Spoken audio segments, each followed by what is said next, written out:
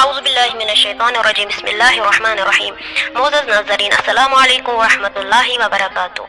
शेख मोहम्मद अराकी, जो तेहरान के मुस्लिम मुज्तहिदों में से थे, उसने अपनी किताब दारुस सलाम में तहरीर किया है कि असहाब की एक जमात ने अब्दुल्ला हवाज़ी से एक ऐसे जानसूज वाक़ा के मुतालिक जो इनके बाप को पेश आया था रिवायत की है। उसमें लिखा है कि वो एक रोज बाजार में जा रहे थे कि नागा उनकी निगाह एक शख्स पर पड़ी जिसका हुलिया बहुत बदल गया था और इसकी जबान खुश्क हो गई थी। ऐसा मालूम होता था कि जहन्नम से अभी अभी बाहर आया है। उसके हाथ में असा था और वो बाजार में भीख मांग रहा था। रावी कहता है कि उसको देखकर मेरा बदन कांपने लगा। मैंने उससे पूछा कि तुम किस शहर के रहने वाले हो। उसने मेरी तरफ कुछ तवज्जो न की। मैंने उसको कसम दी। उसने कहा, ए भाई, तुमको मेरे काम से क्या काम है?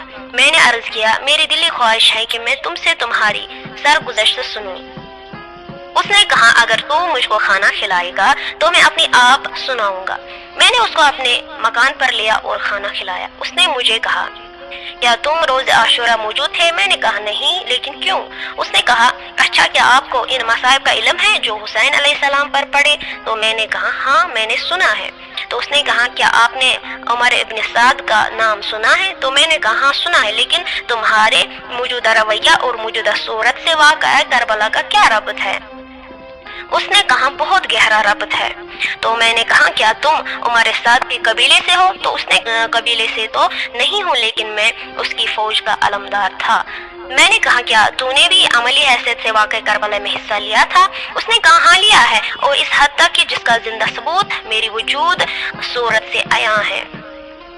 तो मैंने कहा, तुम्हारा नाम क्या है? उसने कहा, मेरा नाम इसहाक बिन खोया है। साहिल ने कहा, तुमसे ऐसा कौन सा फैल सरजद हुआ है कि जिसकी वजह से तुम्हारे बदन से इस तरह बदबू आ रही है, जैसे कि आग से गर्म होके हुए तारकोल से आती है? उसने कहा कि उमर साद ने मुझको तीर अंदाजों की एक जमात के साथ नहर फुरात पर तैनात कर दिया था और ताकीद कर दी थी कि हुसैन अलैहिस्सलाम के किसी साथी को पानी न ले जाने दूं। हमने अपनी जिम्मेदारी को पूरा करने का इंतजाम कर लिया। रातों को हम नहीं सोते और दिन में भी निहायत ही चौकस रहा करते थे। फुरात की कड़ी निगरानी का ये आलम हमने किया था कि चरिंदे परिंदे भी पर नहीं मार सकते थे। मेरा दिल इस कदर सख्त और बेरहम हो चुका था कि मैंने अपने साथियों को भी पानी का जखीरा न करने का हुक्म दिया, क्योंकि मुझे ये अंदेशा लाहक हुआ कि कहीं मेरे जेर कमान सिपाहियों में से किसी का दिल खानवादा हुसैन अलैहिस्सलाम की प्यास के लिए न तड़पे और इन तक पानी पहुंच जाए। तो ये कहता है, एक रात बहुत सन्नाटा छाया हुआ था। हर तरफ सर्द हवाएं सरपेटी मालूम हो रही थी। मैं आहिस्ता आहिस्ता हुसैनी खीमा के पास आया। अंदर से आवाजें आ रही थी। मैंने जब कान लगाकर सुना तो वहां से हजरत अब्बास अलैहिस्सलाम और हुसैन अलैहिस्सलाम की आवाजें आ रही थी। मैंने जरा सा खीमा का पर्दा उठाया और देखा कि हजरत अब्बास हुसैन अलैहिस्सलाम के मुस्तरब चेहरे को देखकर घबरा कर आगे बढ़े। बाद अदब अर्ज किया, मेरे मौला व सरदार, क्या सबब है कि आपका चेहरा कुछ उतरा हुआ है? आपने फरमाया, भाई अब्बास, बच्चे प्यास की वजह से जान तलब हुए हैं, क्या कोई सूरत पानी की निकल नहीं सकती है? आपने जवाब दिया, मौला, कल सुबह फूटते ही मैं पानी का बंदोबस्त जरूर करूंगा, अगरचे वो एक ही मशक क्यों न हो। तो ये कहता है कि जब सुबह हुई, जनाब अब्बास अलैहिस्सलाम मशक कांधे पर उठाए हुए जानिब फुरात बढ़ना शुरू हुए। मैंने रात ही को हुसैन अलैहिस्सलाम और अब्बास अलैहिस्सलाम की गुफ्तगू से अपने अमीर को आगाह किया था। उसने फौरन इसी वक्त खोली बिन यजीद मलऊन की क़ियादत में मजीद 5000 आदमी फुरात पर भेज दिए। मुझे ये देखकर तसल्ली हुई कि अब तो यकीनन नामुमकिन है कि अब्बास अपने इरादे को अमली जामा पहना सके। हर फौजी या तो तलवार लिए हुए मुंतजिर था या तीर कमानों में जुड़े हुए अब्बास के मुकाबले के लिए माही बेआब था। नागा हजरत अब्बास गैज़ और गज़ब के आलम में घोड़े को महमेज करके भरकर रफ्तारी से आगे बढ़े। नेज़े चमके, तीर चले और तलवारों की झंकार एक भयानक माहौल पैदा कर गई। हर तरफ यक्को तन्हा अब्बास पर हमला हो रहा था, मगर जो भी आगे बढ़ा कत्ल हुआ। जिसने भी मज़ाहमत की कोशिश की खाक और खून में तड़पा गया।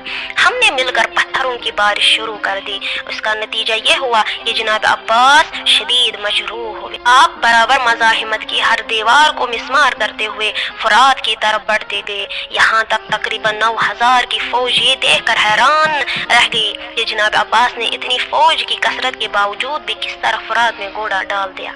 मशकबरी और इसका मुंह मजबूती से बांधा, पानी पिए बगैर फुरात से निकल आए। ये देखकर मेरे अवसान खता हुए। मैंने अपने मातहत सिपाहियों को हुक्म दिया, याद रखो अगर ये मशक हुसैन तक पहुंच गई तो हम मुद्दतों तक इनसे लड़कर भी नहीं जीतेंगे। ऐसा करो कि किसी तरह भी ये पानी अब्बास से छीन लो। मेरा हुक्म आंधी की तरफ फैल गया। 9000 सिपाहियों ने यकबार अब्बास पर हमला किया। ताइफा अजद के एक आदमी के जिसका नाम हकीम बिन तफील दाई था ने एक जगह छुपकर अब्बास अलैहिस्सलाम की गफलत से फायदा उठाकर आपके दाहिने हाथ पर इस जोर से तलवार का वार किया कि आपका हाथ कता हुआ।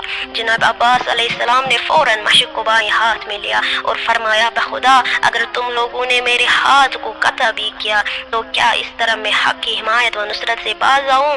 नहीं, हरगिज नहीं। मैं आखिरी दम तक हक व सदाकत की हिमायत में लड़ता रहूंगा। इसके बाद साथ साथ न सिर्फ आपने मशक को गिरने से बचाया बल्कि तलवार को भी उल्टे हाथ में लेकर शेर की तरह हम पर हमलावर हुए। हमारे नामवर सरदार काम आए। गैज़ और गज़ब का ये आलम था कि जो भी अब्बास के करीब आया वो बुरी तरह से कत्ल हुआ। मैंने सोचा अब्बास सिर्फ मशक को बचाने के लिए लड़ रहे हैं और जब तक मशक उनसे न ली जाए तब तक अब्बास पर काबू पाना हमारे लिए मुश्किल ही नहीं बल्कि नामुमकिन है। ये काम मैं खुद अंजाम देने के लिए आगे बढ़ा। मौके से फायदा उठाकर अब्बास के शाने पर वार किया कि जिससे अब्बास का दूसरा बाजू भी कता हुआ। तौबा, आपने तलवार के गिरने की कोई फिक्र नहीं की। आपने सीने को ज़ेन पर झुकाकर एक तो अलम को गिरने से बचाया, दूसरा आपने मशक का तिस्मत दांतों में दबा कर इसको इन बेशुमार तीरों की जद से बचाया जो कम से कम 5000 सिपाही चला रहे थे। लाजमी नतीजा था कि बदन मुबारक बेशुमार घाव सहता गया। आप इस हालत में भी इस कोशिश में थे कि किसी तरह पानी हुसैन अलैहिस्सलाम तक पहुंच जाए। लिहाजा घोड़े की रफ्तार में कमी न आने दी। कबीला तमीम के एक आदमी ने ये देखकर आपके सर पर गुरज का वार किया। वार कारगर हुआ। अब्बास अलैहिस्सलाम घोड़े पर संभल न सके और जमीन पर तशरीफ ले आए। फिर भी लरजती हुई पलकों को उठाकर निगाह हसरत से मशक की तरफ देखा। ये देखकर एक अजीब सी मुस्कुराहट लबों पर दौड़ गई कि मशक अभी भी सही व सालिम है। लेकिन अब बचाव की कोई सूरत नहीं रही क्योंकि कमानें कड़क रही थी, नेज़े चल रहे थे, तलवारें लग रही थी कि एक तीर मशक पर आकर पैवस्त हुआ। पानी एक तरफ बह गया और अब्बास की आस टूट गई। एक तीर आया, मशक पर पड़ा, पानी बह गया। अब अब्बास की आस टूट गई। दूसरा तीर आया, सीने में पैवस्त हो गया और बाज़ रवायतों में है कि दाहिनी आंख में वो तीर आके पैवस्त हो गया। जो तीर आता था मशक की हिफाजत के लिए अब्बास अपने जिस्म पर रोकते थे, जिसकी वजह से इस कदर तीर जिस्म पर पैवस्त हो गए थे कि जैसे साही के जिस्म पर कांटे होते हैं। हाय अब्बास के हाथ नहीं कि तीरों को निकाल सके, मजबूर बेबस हो गए। एक शकी बढ़ा, उसने सर मुतहर पर एक गुर्ज मारा कि अब्बास से घोड़े पर संभाला न गया। हुसैन को आवाज दिया, मौला यद्रिकनी। हुसैन ने जब आवाज सुनी कमर को थाम लिया और फरमाया, अलआन इनकसर ज़हरी या अब्बास, अब मेरी कमर टूट गई। हुसैन जब चले तो पहले एक बाजू मिला, उसको उठाकर सीने से लगाया, दूसरा बाजू मिला, इसको भी उठाकर सीने से लगाया। लेकिन समझ में नहीं आता है कि अब्बास का रुख खैमा की तरफ था। बाजू पहले कट चुके थे। तब अब्बास घोड़े से जमीन पर तशरीफ ले आए। कायदा तो ये बता रहा था कि पहले अब्बास मिलते उसके बाद बाजू, लेकिन यहाँ पहले बाजू मिलते हैं उसके बाद अब्बास। क्या वजह है? मेरी समझ में आता है कि जब बाजू कट चुके तब मशका सकीना पर तीर लगा और जब पानी बह गया तो अब्बास की गहरत ने गवारा न किया कि बगैर पानी खैमे की तरफ जाए, लिहाजा घोड़े का रुख दरिया की तरफ मोड़ दिया।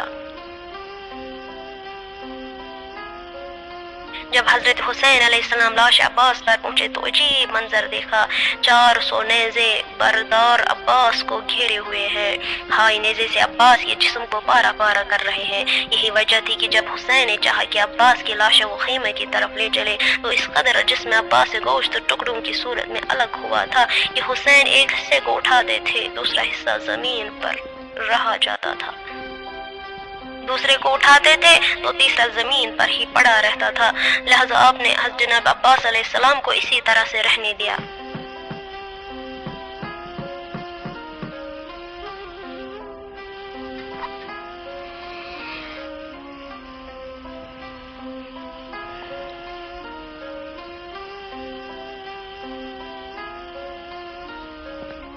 عبداللہ حوازی کہتے ہیں کہ یہ قصہ سن کر میرے دل میں آگ لگ گئی، اس شخص کے خلاف نفرت و غصہ دل میں ابل پڑا اور اسے کہا تم نے اپنی داستان سنائی، تم اب غصب کے لائق ہو، تھوڑی دیر ذرا صبر کرو، میں تمہارے کھانے کا بندوبست کیے دیتا ہوں۔ گھر کے اندر داخل ہوا، تلوار کو اٹھا کے سیقل کیا، جب باہر آیا تو یہ شخص فوراً کھڑا ہوا، اس کے بدن پر رشا طاری ہوا، گھبراتے ہوئے اس نے مجھے کہا کیا مہمان کی خاطر تواضع اسی طرح کی جاتی ہے؟ میں نے کہا ہاں، حسین علیہ السلام کے قاتلوں کی تواضع اگر اس طرح نہ کی جائے تو تم ہی بتاؤ پھر کس طرح کی جائے۔ اس کے بعد ایک بھرپور وار تلوار کا اس پر کیا کہ جس سے یہ بدبخت وصل نار ہو